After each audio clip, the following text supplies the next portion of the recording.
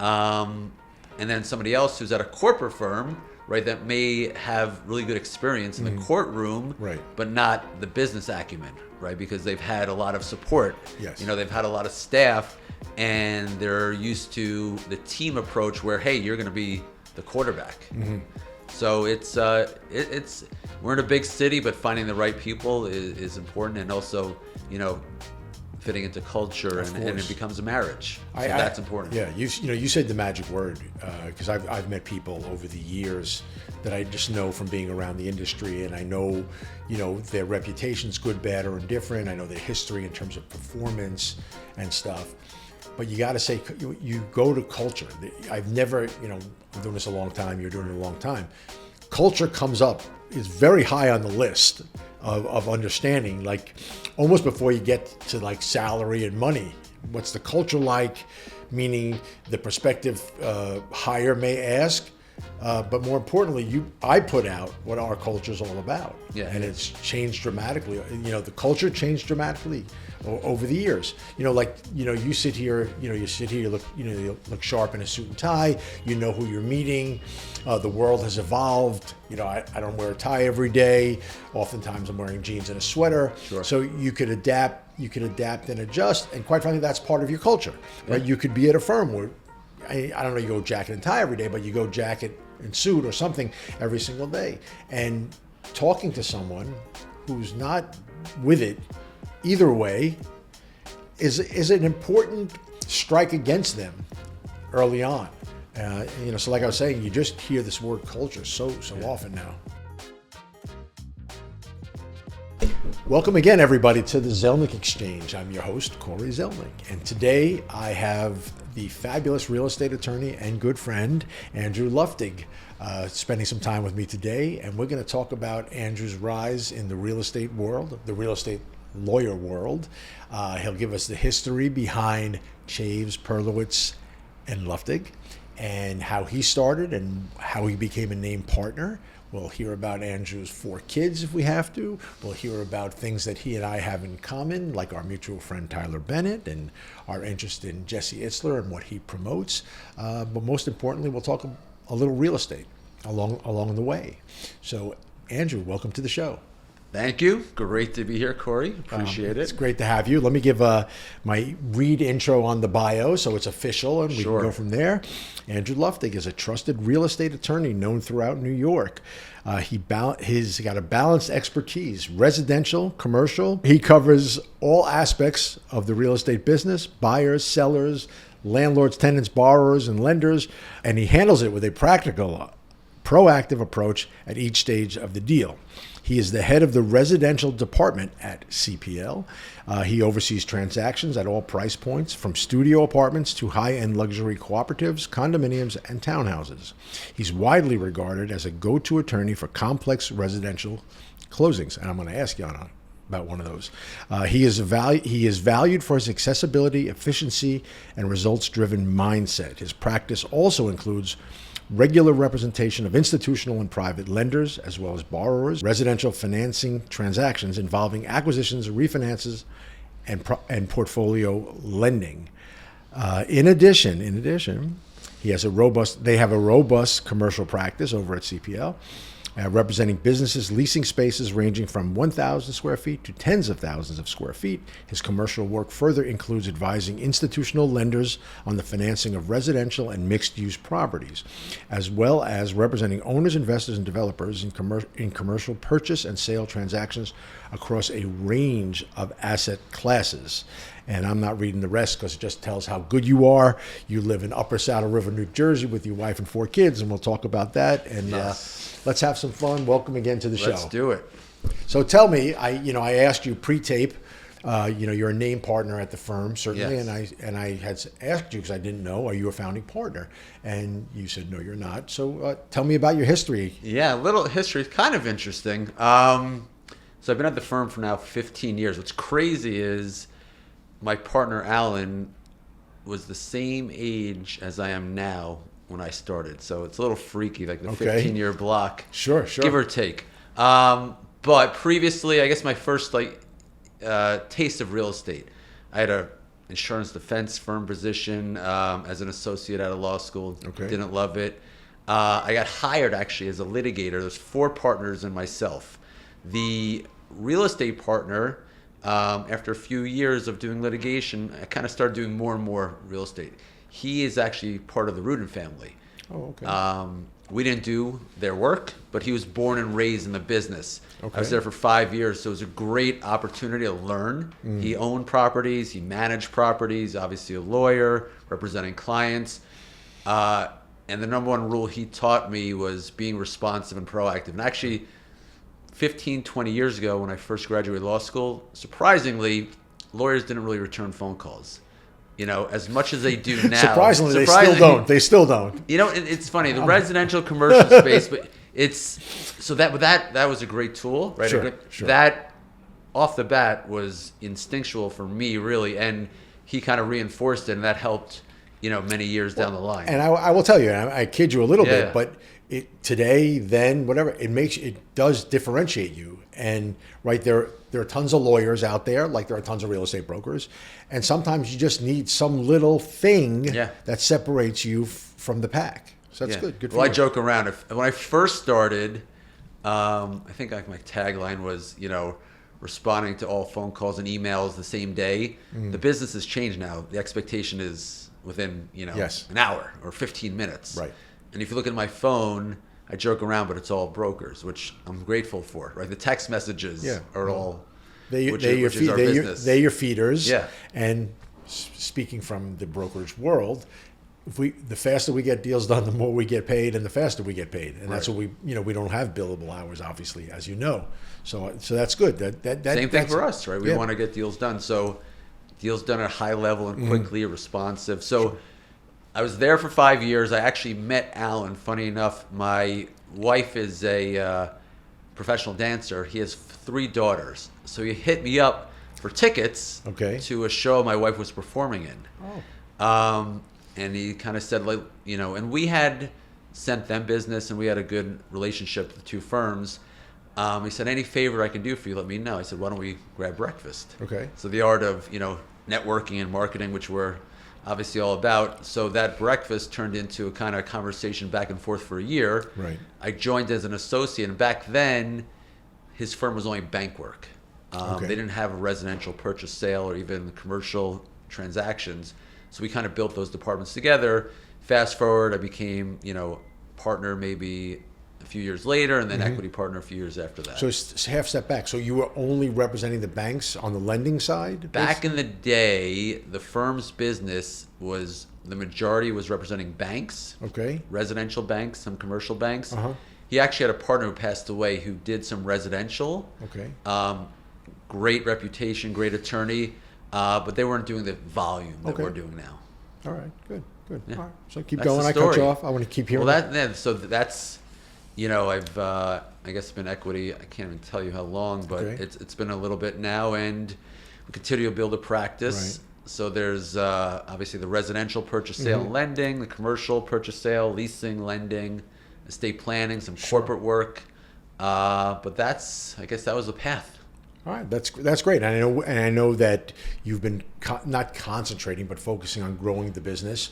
And I was recently down at your office. Yes. You want to try to build your retail. I don't want to say your retail leasing, but your commercial leasing services. How's that going so far? It's great. We so naturally between our practice areas, we've done a lot of leasing work, and it got to the point where we found a need from our community, our contacts. For an attorney in this space. So I am entrepreneurial, my partner's entrepreneurial, and it took a little while to find the right person to help really expand. Sure. We've always had lawyers that can do the work, but now we have a partner who is running the department.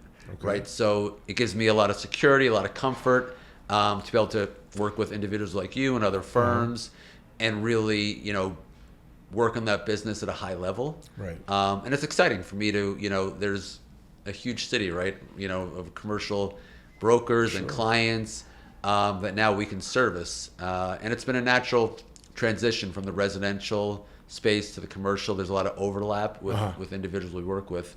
We're trying to do the same thing on the litigation end. I can't tell you how many phone calls I get on a weekly basis Really? from commercial and residential brokers that need a litigation resource. So we'll see if we can find the right fit. It's all about the right person, right? The synergies are important. And are you working, and just out of curiosity, because, we always talk about, even in our world, finding somebody new, that can help the firm. A little harder to find senior level guys. We're not built for partnerships per se, but even finding quality brokers. How do you go about your business, like in terms of finding these people? Yeah, it's been a big challenge on the litigation end, for example, right? We're kind of, small to mid-sized firm. Okay. There are lawyers that are big firms, corporate firms. So how many, what is So that we size? have 45 altogether, about 15, 16 attorneys. So it's challenging finding somebody has a little grit, right? Sure, Someone who's entrepreneurial, someone who can run a department. I'm not a litigator. I won't pretend to be. So we need someone who has the experience in the background to run, the X's and O's. Right. Somebody also has the wherewithal and the ability to build on relationships that we already have. Somebody, we're speaking to, one individual who has his own firm. So that's attractive because he's a hustler and he's grinding. And then somebody else who's at a corporate firm, right, that may have really good experience in the courtroom, but not the business acumen, right, because they've had a lot of support. Yes. They've had a lot of staff, and they're used to the team approach where, hey, you're going to be the quarterback. So we're in a big city, but finding the right people is important, and also, fitting into culture, and it becomes a marriage. So that's important. Yeah, you said the magic word, because I've met people over the years that I just know from being around the industry, and I know their reputations, good, bad, or indifferent. I know their history in terms of performance and stuff. But you got to say, you go to culture. I've never, I'm doing this a long time. You're doing it a long time. Culture comes up, is very high on the list of understanding, like almost before you get to like salary and money. What's the culture like? Meaning the prospective hire may ask, but more importantly, I put out what our culture is all about, it's changed dramatically. The culture changed dramatically over the years. You sit here, you look sharp in a suit and tie. You know who you're meeting. The world has evolved. I don't wear a tie every day. Oftentimes I'm wearing jeans and a sweater. Sure. So you could adapt and adjust. And quite frankly, that's part of your culture, right? You could be at a firm where, I don't know, you go jacket and tie every day, but you go jacket and suit or something every single day. And talking to someone who's not with it either way is an important strike against them early on. So like I was saying, you just hear this word culture so often now. Yeah, we've spent actually, and we're pretty transparent about it, a lot more time on culture the last few years than we ever spent before. And it was, I guess, a downside where we're good people, my partner and I. We're family people. I have 4 kids. My partner has 3 kids. We value family. We value, hard work. But to be transparent, we spend a lot of time building the business, right? Paying a lot of attention to you guys, right? The referral sources and whatever we can do. We cared for our team, but we didn't show them the same love. The last few years, we've almost flipped that, where it's, in our business, the team is critical, right? The person, Hema, who's our receptionist, when she answers the phone, it's a new client or it's a referral source, she's very important to the deal, right? We have closings. We have people coming into our office for meetings. She's very important. Everybody in our office is important, so we spent a lot of time the last few years really giving the same love we give to our clients and referral sources, or we hope we have. We're trying. So educate me. I mean, my team, I can't throw them any more love than I already do. Right. but in all seriousness, give me a sense of what that's about. Educate me. Yeah, I think it's like it's all simple like principles, right? Half of it is, and I'm stealing lines from other people, just being aware, right? If you're aware of something, you're better at it, you're doing better. Right. Just, praising the good, right? Something good happens. Yep. Right? Our business is like we're moving on to the next deal. But something good happens, like let's celebrate, right? Let's celebrate a big deal. Let's celebrate a nice email from a client or a broker. It's a tough week. Let's like do something silly and fun, right? Just trying. I guess old age helps to slow down. Sure. and pause and recognize, and where our business is tough, right? Because people expect perfection. You're a lawyer, deals go off the tracks constantly. Yeah. And we're all over those emails, right? All over those text messages, but are you recognizing the good, right? Sure. Are you giving people some love? And not every employees and partners, have different ways they want to be treated, and different things that get them excited. Maybe it's a deal, maybe it's some recognition, maybe it's just a simple thank you. Maybe some people are salary driven. So trying to figure it out. It's like the 4 kids and you have a business. Like it's almost like a maze. 4 kids at home and 45 kids in the office. Yeah, but it's like trying to figure it out. Right. I feel like as a father, I've started to figure out like children a little bit, or just a little bit, and trying to manage. We always talk about I never went to school for managing a law firm. Right, no. And now we're responsible for it. I take pride in it. I enjoy it. It's difficult, sure, but it's important. And it actually, if our team's happy, our culture's good, clearly they're going to be more pleasant with our clients or referral sources. So it makes so much sense, And I smack myself for not paying more attention to it earlier. Well, you know what? It's a long road, and you get to play. And the important part is that you recognize what you have to learn. We talk about it constantly. ABL, always be learning, because there's always something. From the core of our business, which is leases. Every lawyer has a different perspective. Every tenant has a different perspective of the same exact clause, and so you have to learn. You have to understand what their perspective is. You go out and you take a tenant out. They have certain wants and needs. You have to understand that, and you hopefully certain things will carry over. So you learn something, you take it with you to the next one, because no 2 deals are the same. They just never are. Right. And I think that's an important factor in going through all of this stuff, is that you always got to be picking up on something new. Yeah, no, it seems simple on paper, our business, but it's far from. Yeah, it's like you said, they didn't teach you in school how to run a law firm. It's the same thing. You go pick a college, any university in the world that tells me how to teach sales, that teaches sales. Right. There's no one. Right. And it's probably one of the most important things in life, almost to everybody. Sure. Right? Not everybody's going to grow up to be a salesperson. But you go to buy a car. You're a school teacher and you're going to buy a car. Well, there's a pitch and there's a sales aspect to that whole interaction. So no one has any clue about that. Yeah. And so, interesting things. But I think that, because the world has changed so much, it's very hard to just say, this is how we've done it and this is how we're going to do it. Right. It's going to be more of, this is what we used to do and we're understanding what we do now. And we're trying to bring those 2 worlds together. Yeah, no, it's constant, right? And even now, obviously, with technology, AI, it's in our face. So. We are right in the throes of that thing. Yeah. And I'm not a techie or anything like that, but you just turn on the news every single day. There's some commentary about AI and how it's affecting each and every one of us on so many different levels, and how fast it moves and the change. You're saying in a year it's going to be different, in 6 months, 2 years. Yeah, so almost major changes. Yeah, and from a pure real estate perspective, right? Because what we do, data centers across the country. That's the number one real estate space these days. They can't build them fast enough.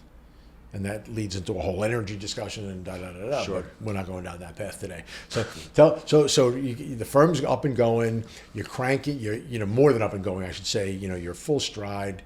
A lot of primarily residential. You're doing some commercial. You want to grow. You were telling me earlier you're looking to bring in litigation. You come in every day. You're a 5-day a weeker.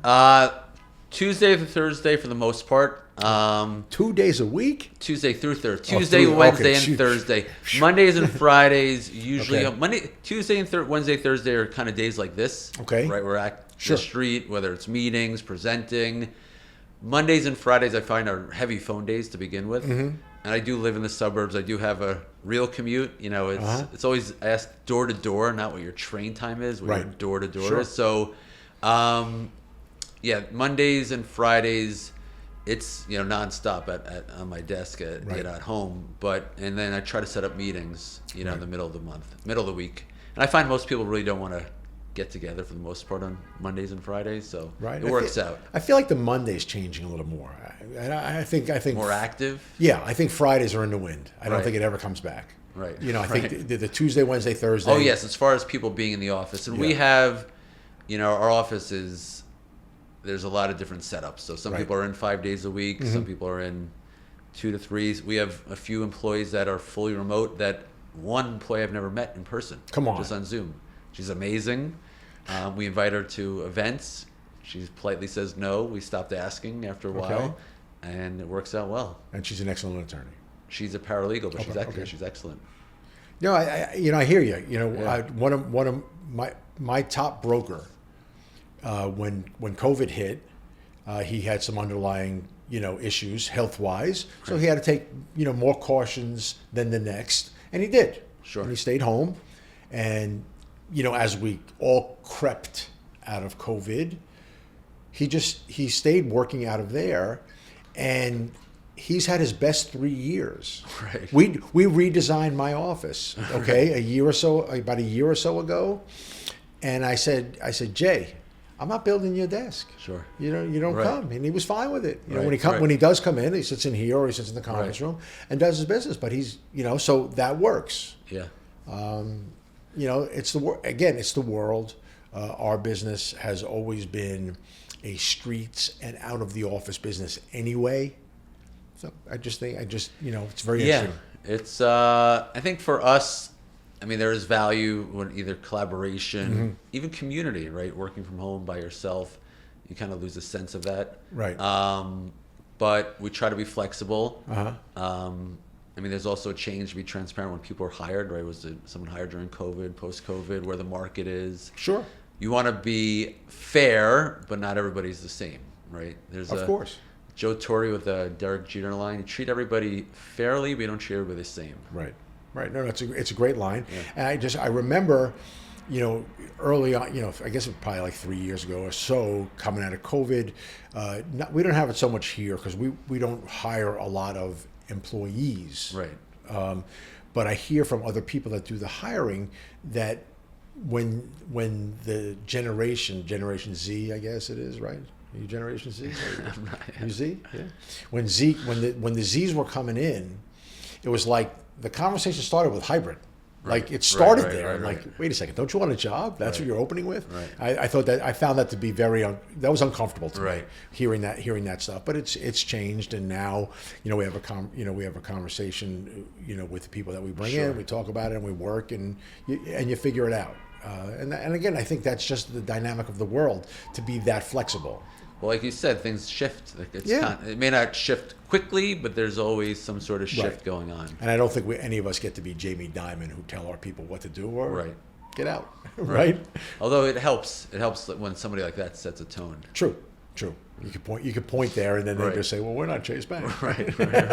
No, it's all good. I appreciate the background on the law. Do you happen to have this? And you could say no. You talked about complex deals. Is there one deal you could tell a story on based on its complexity and how you work through it?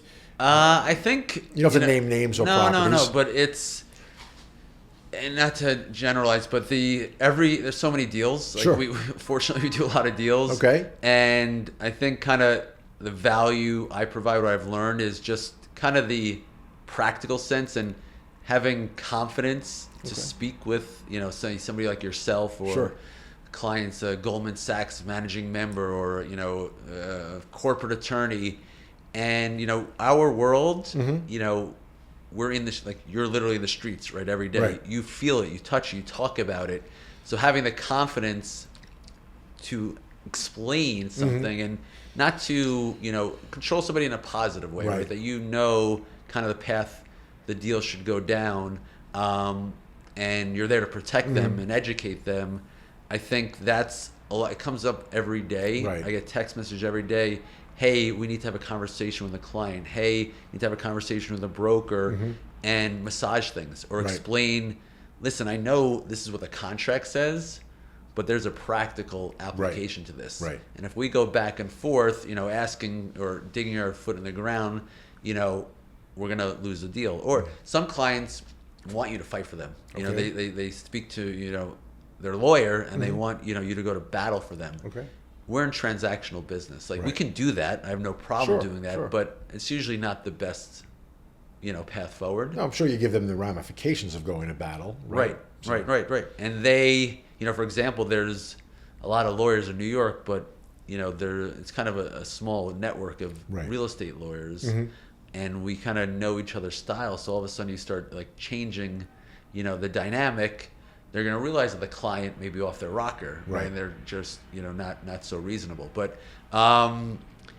they're every day there's that's something. fair. That's fair. Again, and I told you I have no it was not meant to be a gotcha. I was just curious if you had a story on something. So I want to shift gears a little bit. Sure. You and I come together. We have a mutual friend, Tyler Bennett, who I think we both know and love for all the things that he does, quite frankly, as a human being. And he does great stuff with Bennett Realty and Development, and he's built a great firm down in New Jersey. He knows I'm his biggest fan, constantly reposting what he does. Right. But a lot of what Tyler's about from a mindset perspective, and it's funny because Tyler, after I my former life, I was a partner with Jeff Winnick over at Winnick Realty, and then after I had left, Tyler actually joined Winnick and opened up their Jersey office. Right. And we did no business together. I knew who he was. That was about it. And then when COVID hit, and there was a different perspective on physical fitness, at least for me, it was about changing gears and things, and a little bit of social media. And then he and I connected, like in the strangest way. I don't even know if I can pin it, but it was via social media. The fact that we were in the same business was one thing, but it was social media. Sure. And we joke now that, we used to speak, every time it was half hour at a clip, 40 minutes at a clip, and never talk about real estate. It was life, it was health, it was physical fitness and mindset and things like that. And we laugh about it all the time. We try to find ways to do business. We haven't done it yet. I refer him business, vice versa, but nothing's really hit. But he's a great human being. Tell me about your history with him. We Tyler's the man for sure. We both joined a kind of called a mastermind group that Jesse Itzler formed probably 5 years ago. Okay. So I guess to put in simple terms, Jesse's all about, filling the kind of the major buckets of your life, whatever that may be. For most people, it's family, health, business, relationships. Right. So Tyler and I got thrown into some funny, crazy,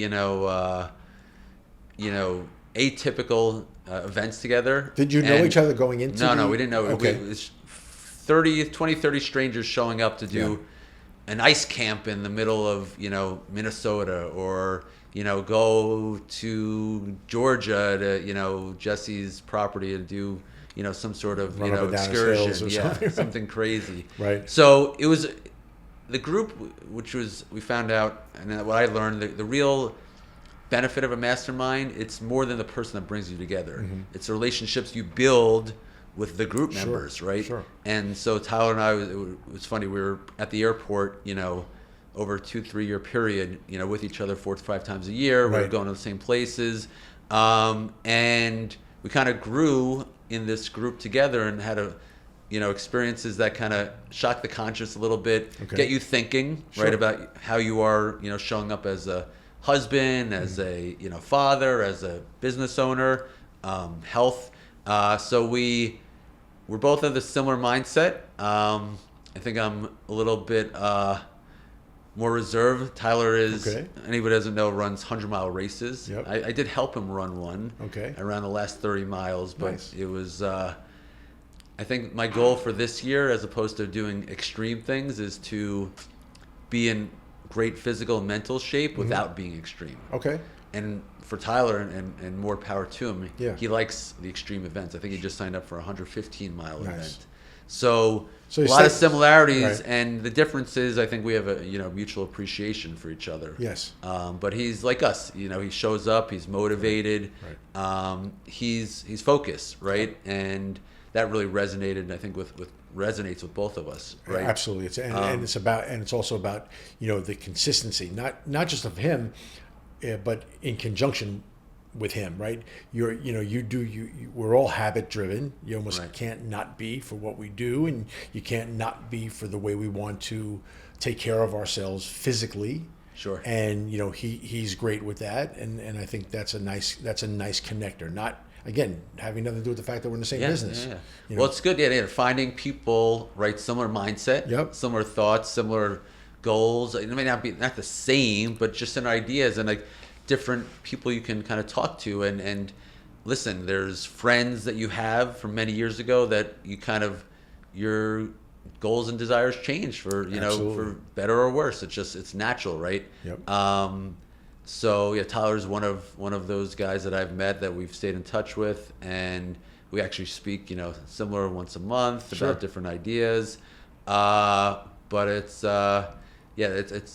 cool having somebody like that in our lives. You get to a stage in life, and and I don't know how old you are, and I don't care, that you don't think about like getting a new friend. Right. Right, and that's what Tyler became in a weird sort of way without saying it, and I look forward to my periodic calls with him, kind of thing. So listen, he'll get you focused. He'll get you questioning things, which is what you want, right? Well, you don't. He's not a yes guy. Well, right? What I think we both appreciate, having nothing to do with Tyler, is we don't want to cruise. Right. We want to think and we want to figure it out. And as we talked about earlier with respect to how we operate our businesses, we like that we have an ability to adapt and adjust. Right. You set up, your firm is set up that way, 45 people, whatever, I don't, size wise, I'm a small boutique firm.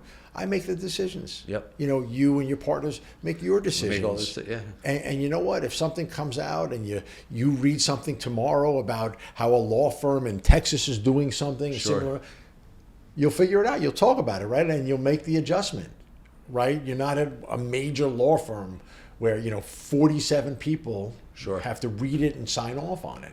And that's how I look at things.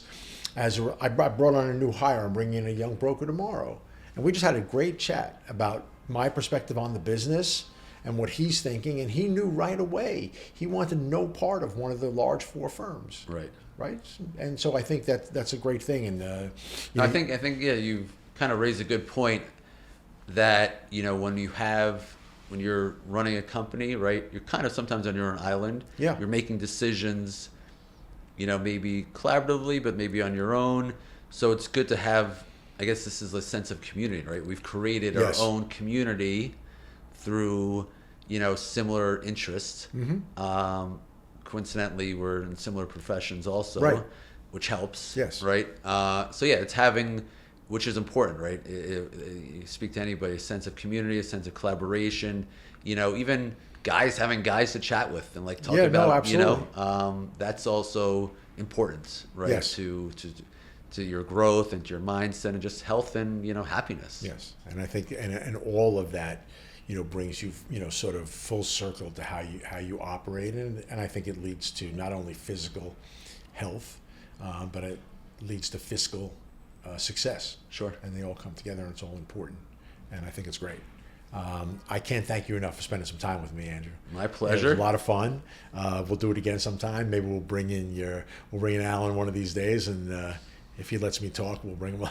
We'll have him in. No, I love Alan. Send him my regards, of course. I will. Thank you. But Andrew Luftig, thanks for spending time. That was quick. That was good. That was good, right? Good. We do it? Good? Good.